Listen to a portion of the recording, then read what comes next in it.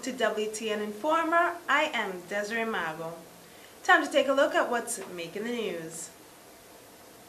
It will be the first time the emergency evacuation drill was conducted at the new terminal building since it was inaugurated.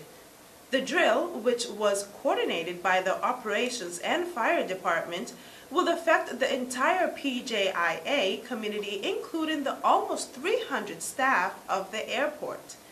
Flights landing during the time of the evacuation had been taken into account and provisions were made. The exercise did not negatively affect operations during that time.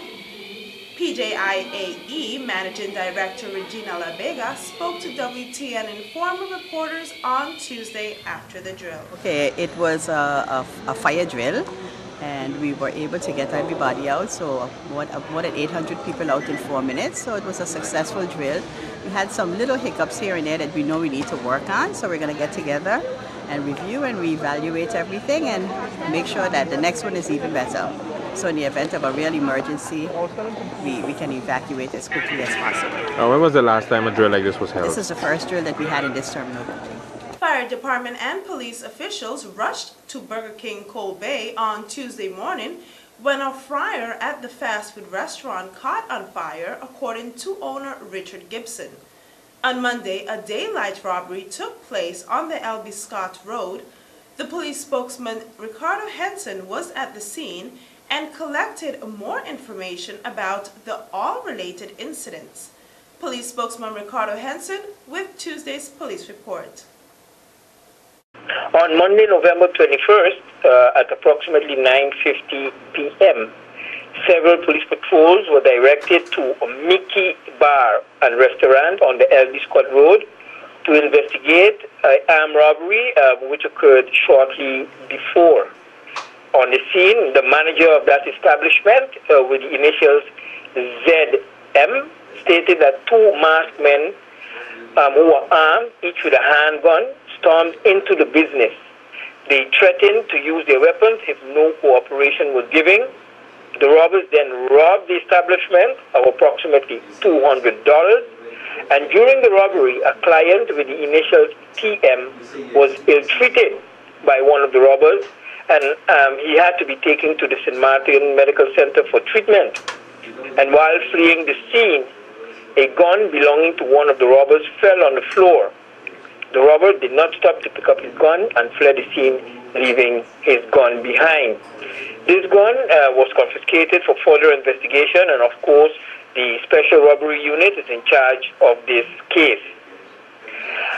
On Tuesday, November 22nd, at approximately 8:45 a.m., again, police patrols and fire department were directed to Burger King in Cold Bay for a fire. On the scene, the investigating officers saw a lot of smoke coming from the kitchen of the establishment, and the firefighters immediately went to work in putting out the blaze. The manager on the scene stated that when the deep fryer was turned on, for unknown reasons, it short-circuited and caught fire. The blaze became uncontrollable, and the fire department was then called in. The deep fryer was completely destroyed, and the inside of the business suffered minor smoke damage as a result of the fire. No one on the scene was injured. Also on Tuesday, November 22nd, at approximately 9:15 a.m., a police patrol was directed to Point Blanche on the road leading to Monte Vista to investigate a traffic accident in which one man was injured. And on the scene, the patrol spoke to the victim, in this case, the man with the initials SG. The victim, who had numerous bruises to his body and a cut on his left foot, stated that while driving down the hill, the brakes on his vehicle with the license plate M2839 malfunctioned, and he could not stop the vehicle.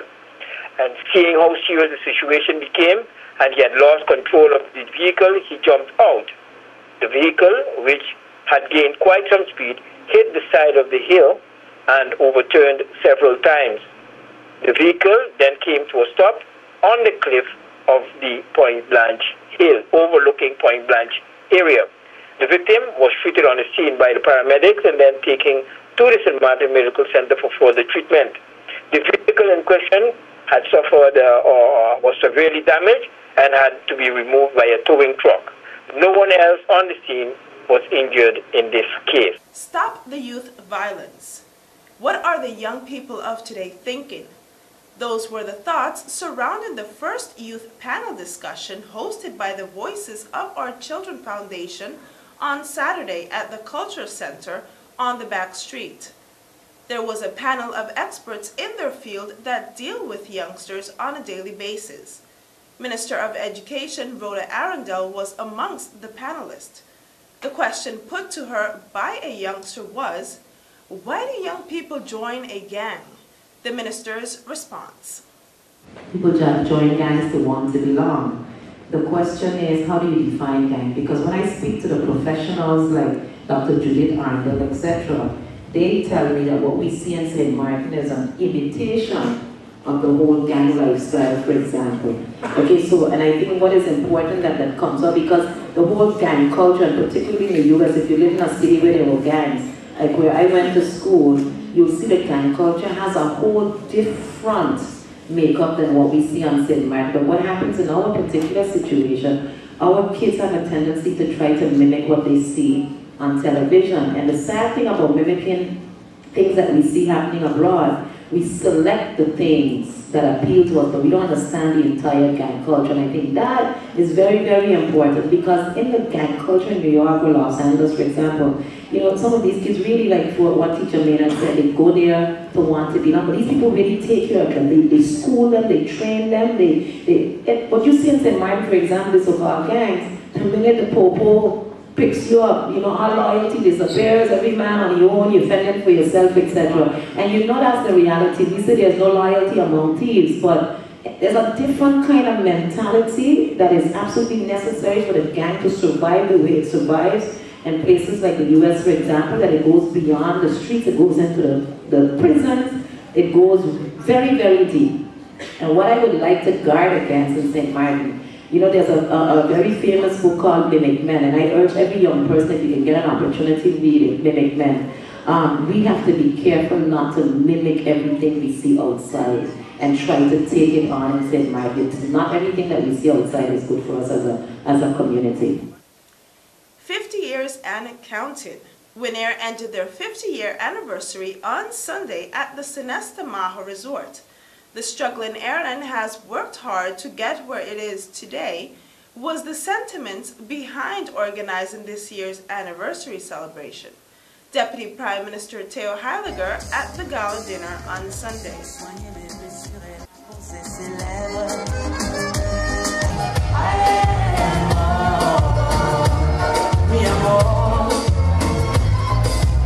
Just listening tonight to Mr. Cleaver go back to those days when he was talking about 400 cars.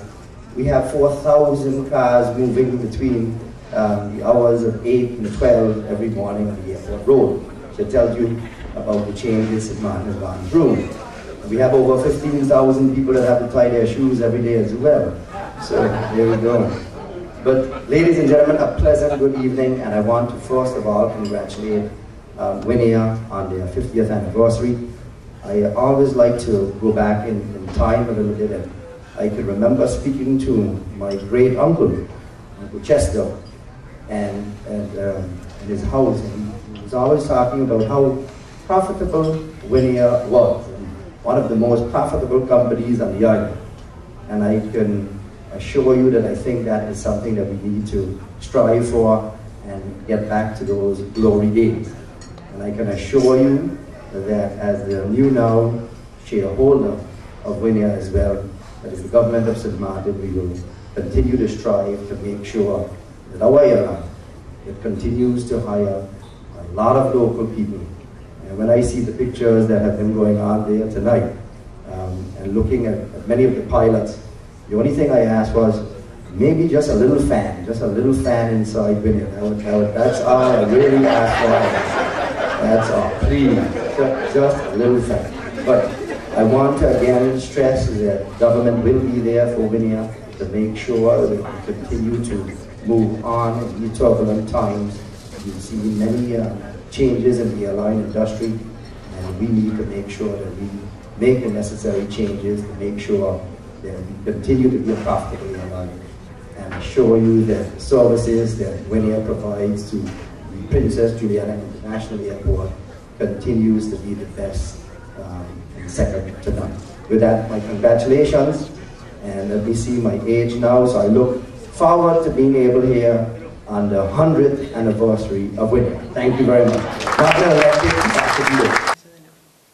The Nature Foundation is recommended that the invasive lionfish not be eaten or consumed based on a recently concluded study where flesh samples which were taken of larger lionfish caught in St. Martin waters show levels of the poisonous ciguatoxin which causes ciguatera poisoning.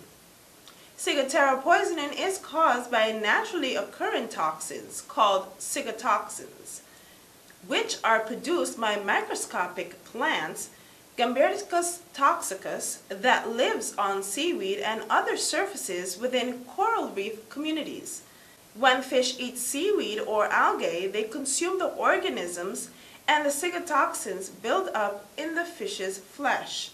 Toxin is stored in the fish's body and not excreted, so it builds up as it goes up the food chain.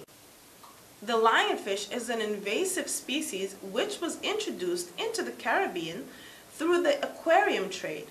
The fish is a threat to local fisheries because they have the potential to destroy local fishing grounds and the economies which depend on them. The lionfish is also a venomous species which can inflict a dangerous sting.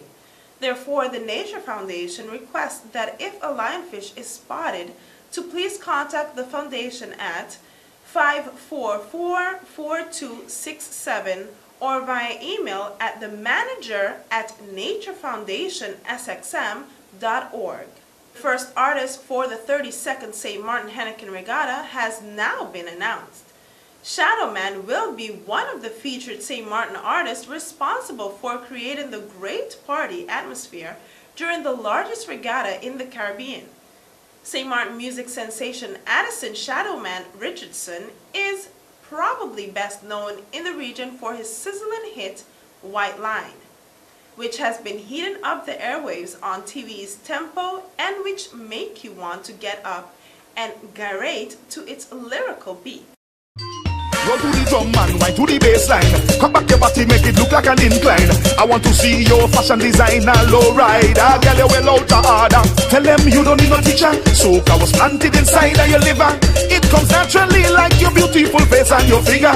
I forget what is so we don't need no commission. And that brings us to the end of WTN TV Informer. I am Desiree Mago. Until the next edition, thank you for watching. Enjoy your week. Thank you.